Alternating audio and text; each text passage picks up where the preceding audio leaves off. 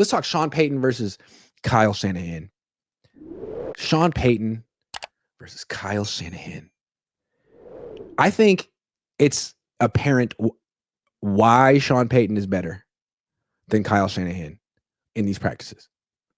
I think you can see there's subtle differences in the way the Broncos and 49ers do things. First of all, the Broncos stretch like static stretching, laying on the ground. You know what static stretching looks like. You guys do it. I do it. Niners don't do static stretching. They only do dynamic stretching, which is like stretching while moving. None of that like laying on the ground, pulling one thing. No, none of that. Dynamic stretching. And you know what? Maybe there's some studies that say that that's all you need to do and that's better and that static does it. All I know is that whatever the Niners do doesn't work. And they've had this soft tissue issue forever.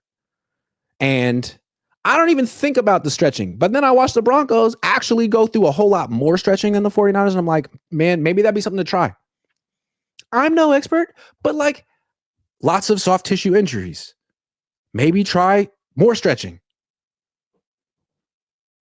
Switch up the stretching. Add to the stretching. So there's a team that doesn't have a bunch of soft tissue injuries. And there's the Niners doing stuff differently. So that's one thing. Just the overall preparation for the practice. And then they do 7-on-7s with Denver. The Niners never do 7-on-7s. They do 1-on-1s and then 7-on-7s, then 11-on-11s, then red zone, then move the ball, then 2-minute drill.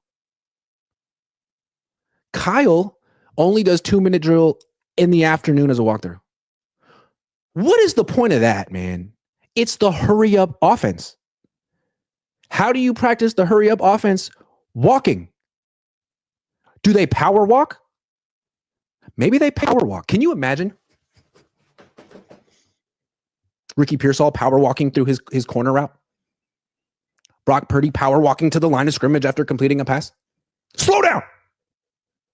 This is a power walkthrough.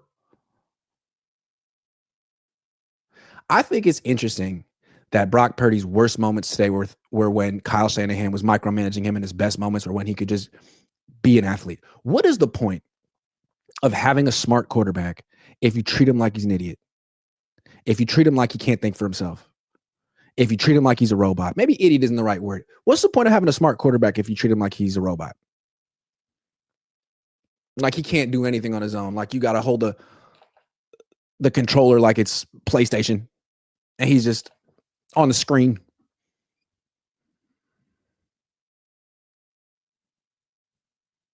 Anyway, Sean Payton's a much better coach. That being said, there's something inherently sleazy about Sean Payton. I mean, we know his past. He got in trouble. That Bountygate stuff was stuff about the Niners. I mean, he did that when he faced the Niners in the playoffs and lost. And you may not remember that year. That year started. It didn't just start with the Niners and for the Saints. It didn't just end with their loss to the Niners in the playoffs. It started with the preseason game against the Niners where they destroyed the Niners and sacked Alex Smith like 8 times and blitzed a lot. Kind of broke some unwritten football rules, codes to do that because it was a big middle finger to Jim Harbaugh. I guess Sean Payton didn't like him, felt Harbaugh was whatever. He wanted to show him up, did show him up. It felt like that today. Like, hey, in front of all your fans, all your media, we're going to destroy Brock Purdy and Christian McCaffrey and Ricky Pearsall. Destroy them. And we're going to let you hear about it. We're going to call kind of exotic stuff that you're not prepared for, that you've never seen.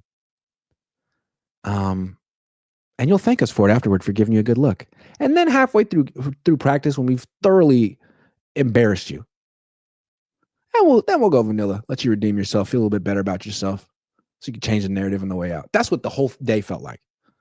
After we embarrass you, again, I wasn't watching the Broncos offense. Maybe they weren't. Although every time I looked up, it was Bo Nix throwing the ball 20 yards down the field on the sideline to Cortland Sutton making an incredible catch. But I don't know what happened over there. Niners offense thoroughly embarrassed for about half an hour. 7-on-7, 11-on-11. Then they just was like, all right, I think we proved our point. Anyway, if there's one thing Kyle Shanahan can take away from Sean Payton today, the stretching. You might want to try stretching differently.